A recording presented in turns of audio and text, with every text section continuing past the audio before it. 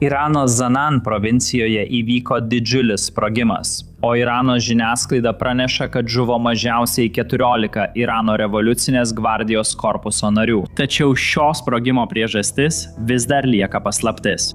Pagal oficialų pareiškimą, kurį skelbia Irano žiniasklaida, jie tai vadina nesprogusią amuniciją. Kitaip tariant, kažkokia bomba, kurią Izraelio arba galbūt Amerikos lėktuvai numetė karo metu, bet ji nesprogo, o dabar jie bandė ją perkelti ar kažką panašaus ir ji sprogo. Žuvo 14 Irano revoliucinės gvardijos karių, dar keli buvo sužeisti. Kaip žinote, internetas Irane jau daugiau nei 2 mėnesius yra išjungtas, todėl labai sunku patvirtinti tokias naujienas, bet šią informaciją pateikė Irano žiniasklaida. Taigi galime manyti, kad incidentas tikrai įvyko, tiesiog nežinome tiksliai, kas iš tikrųjų nutiko. Ar tai buvo nesprogusi bomba, ar kažkas kito. Priežastis, kodėl kyla abejonių dėl Irano žiniasklaidos pateikto paaiškinimo, yra ta, kad pastarosiomis savaitėmis matėme daug paslaptingų mirčių susijusių su Irano revoliucinės gvardijos korpuso nariais. Taigi atrodo, kad galbūt tai nėra tik klaidos, galbūt kažkas į juos nusitaikė.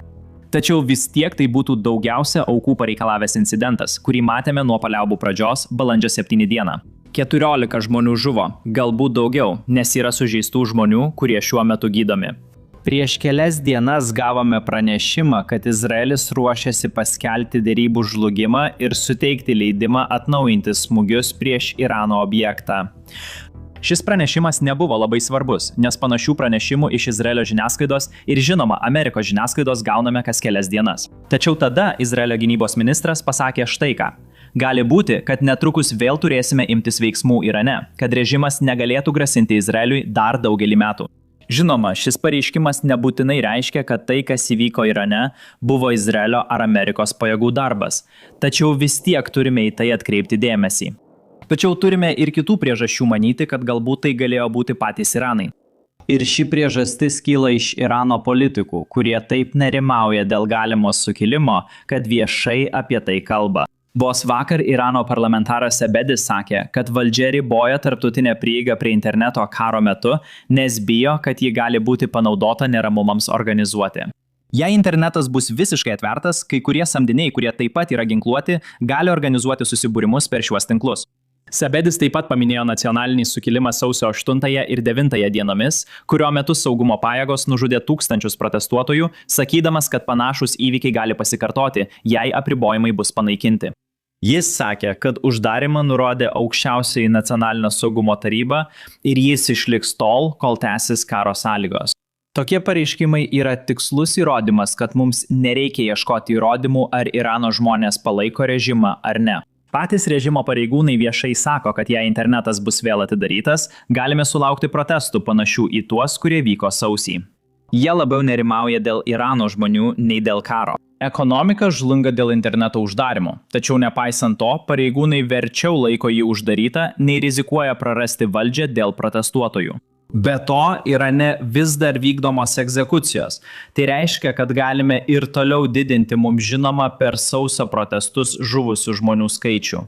Vos prieš kelias dienas pasisakė Irano vyriausiasis teisėjas. Taigi šis vyras yra pagrindinis vadovas arba pagrindinis teisėjas Irane, kuris sako, kad jie ir toliau vykdys egzekucijas visiems susijusiems su sausio mėnesio protestais. Paklausykite, tai buvo tiesiogiai per televiziją. Viena iš žmonių reikalavimų yra, kad asmuo... Vienas iš teisėtų žmonių reikalavimų yra tas, kad tie, kurie padarė nusikaltimus, tie, kurie bendradarbiavo su priešu, tie, kurie galimai veikia kaip priešo agentai šalies viduje ir už jos ribų, būtų persekiojami, greitai nustatomi ir nedelsiant teisiami.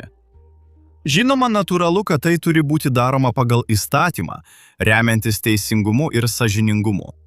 Būtent to priešas ir nenori. Šie niekingi, prakeikti asmenys mano, kad pavyzdžiui, teismai veikia pagal jų norus. Mes sakome, kad jie neturėtų būti nubausti mirtimi. Kas tu toks, kad sakytum, jog jie neturėtų būti nubausti mirtimi?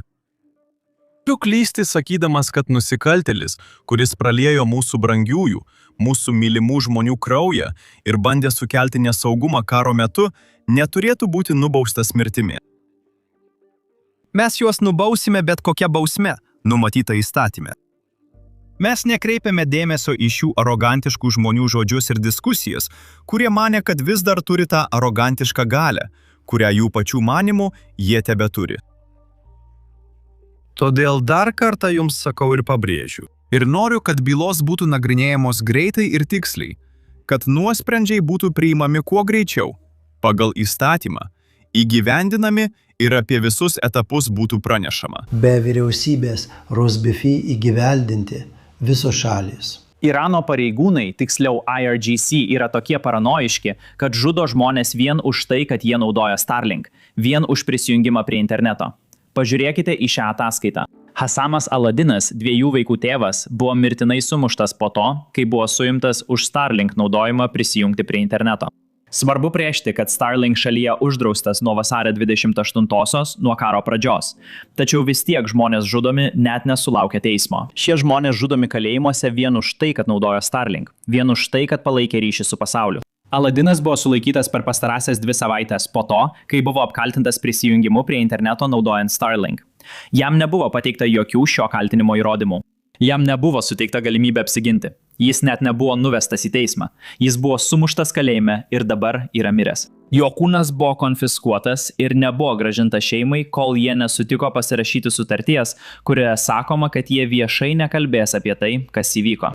Irano pareigūnai ir Irano kareiviai tai darė net ir anksčiau. Protestų metu jie žudė žmonės ir tiesiog veždavo kūnus į centrinę vietą, kur šeimos galėdavo atvykti atpažinti kūno.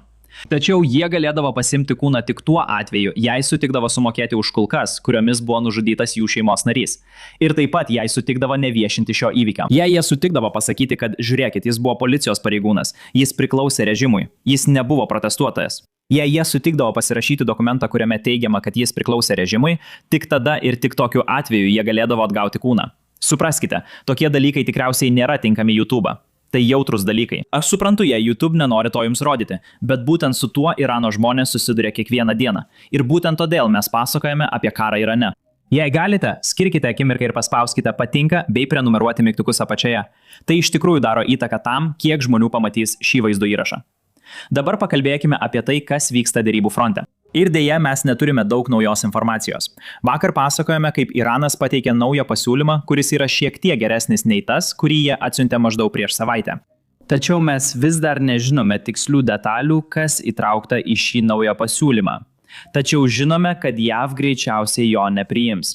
Štai ką prezidentas Trumpas vakar pasakė apie šį pasiūlymą. Paklausykite. Taigi jie nori sudaryti susitarimą, bet aš tuo nesu patenkintas. Iranas nori sudaryti susitarimą, nes jie iš esmės nebeturi kariuomenės ir jie nori susitarti, bet aš nesu patenkintas. Žinote, tai labai susiskaldžiusi, nedraugiška vadovybė, nedraugiška vieni kitiems, jie nesutarė tarpusavyje. Jie yra labai sutrikę dėl to, kas įvyko, nes iš esmės didžioji dalis jų kariuomenės buvo sunaikinta. Tačiau mes ką tik turėjome pokalbį su Iranu. Pažiūrėkime, kas bus toliau. Bet aš pasakyčiau, kad nesu patenkintas. Jų vadovybė yra labai nesuderinta, labai ginčijasi tarpusavyje. Jie grįžta, vienas sako viena, kitas kita, jie labai sutrikę. Akivaizdu, jų šalis, tiesą sakant, buvo nusiaubta. Jų karinis jūrų laivynas sunaikintas. Jų oro pajėgos sunaikintos. Daugelio jų karių dėja nebėra. Jie turi sugalvoti sprendimą dabar pat. Šiuo metu nesu patenkintas tuo, ką jie daro. Kaip jau sakiau anksčiau, mes nežinome tikslių šio naujo Irano pateikto pasiūlymo detalių. Tačiau tai, ką žinome, yra iš Axios pranešimų. Tai naujienų organizacija, kuri labai gerai nušviečia viską, kas vyksta derybų klausimais. Štai interviu su žurnalistu, kuris nušviečia visas šias istorijas. Ir jis tiksliai pasakoja, kas buvo įtraukta į šį Irano atsakomąjį pasiūlymą. Arba galima sakyti, atsaką į atsakomąjį pasiūlymą. Taigi, paklausykite. Ką naujausio girdite apie tai, kas iš tikrųjų yra šiame Irano pateiktame pasiūlyme? Šis pasiūlymas iš tikrųjų yra atsakas į JAV pataisas, kurias Iranui pirmadienį perdavė Baltųjų rūmų pasiuntinys Steve'as Witkofas. Tai, ką Witkofas išsiuntė Iranams, iš esmės yra bandymas vėl įtraukti į sutarties projektą klausimus susijusius su Irano branduoline programa. Klausimus, kuriuos Iranai bandė išbraukti iš susitarimo, o patį susitarimą sutelkti tik į Ormuzo sąsiaurio klausimą. Vitkofas paprašė juos vėl įtraukti į susitarimą. Praėjusią naktį Iranai atsiuntė savo atsakymą dėl tų pataisų. Kiek suprantu, Iranai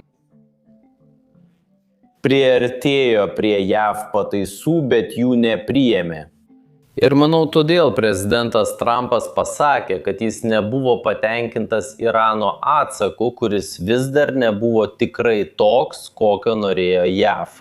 Dabar, jei dėrybos iš tikrųjų neišspręs branduolinės problemos, tektų manyti, arba spėju, reikėtų manyti, kad karas vėl prasidės. Ir kalbant apie tą pasirinkimą, JAV karinis buvimas artimuosiuose rytuose iš tikrųjų nesumažėjo. Iš tiesų, mes matome vis daugiau tiekimo lėktuvų skrendančių į JAV bazes ir kitas JAV operacijų vietas šiame regione. Ir tik vakar prezidentas Trumpas turėjo itin slaptą susitikimą, apie kurį žinojo žiniasklaida.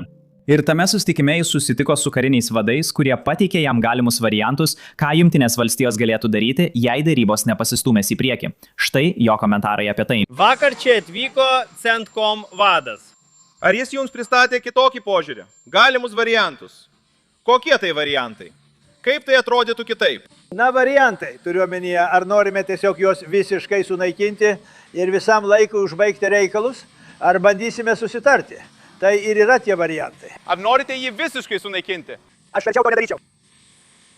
Žmogiškai žiūrint, aš verčiau to nedaryčiau. Bet tai yra pasirinkimas. Ar norime eiti ten su jėga ir tiesiog juos sunaikinti, ar norime kažką daryti. Jie labai nesusivienyje, kaip supranti, Piterį. Labai nesusivienyje. Jie nesutarė tarpusavyje. Ir tai mus pastato į blogą padėtį. Viena grupė nori sudaryti vienokį susitarimą, kita grupė nori sudaryti kitokį susitarimą, įskaitant ir griežtosios linijos šalininkus. Griežtosios linijos šalininkai taip pat nori sudaryti susitarimą. Kodėlgi ne? Jie neturi laivyno, jie neturi oro pajėgų, jie neturi priešlėktuvinės gynybos. Jie neturi nieko. Dabar norėdami suprasti, kodėl Iranas elgėsi taip, kaip elgėsi dabar, turime grįžti atgal ir pažiūrėti, kaip Iranas atsidūrė ten, kur yra šiandien. Tai nereiškia tik grįžimo į 1979 metus, kai įvyko Islamo revoliucija. Iš tikrųjų, turime grįžti dar toliau atgal, į XIX amžių, kai Iraną valdė Kadžarų dinastija, ir pažiūrėti, kaip tuometinės valdančiosios klasės sprendimai vis dar veikia Iraną iki pat šių dienų. Na, atspėkite ką. Būtent tai mes ir aptarėme savo kelių dalių tinklalaidėje, kuri ką tik pasirodė šiandien. Taigi, jei jūs domina Irano istorija ir kaip atsidūrėme ten, kur esame šiandien, būtinai pasiklausykite. Jį galite žiūrėti paspaudę nuorodas aprašyme arba tiesiog paspaudę pabaigos užsklandą ekrane. Iš esmės, tiesiog paspauskite vaizdo įrašą, kuris yra jūsų ekrane.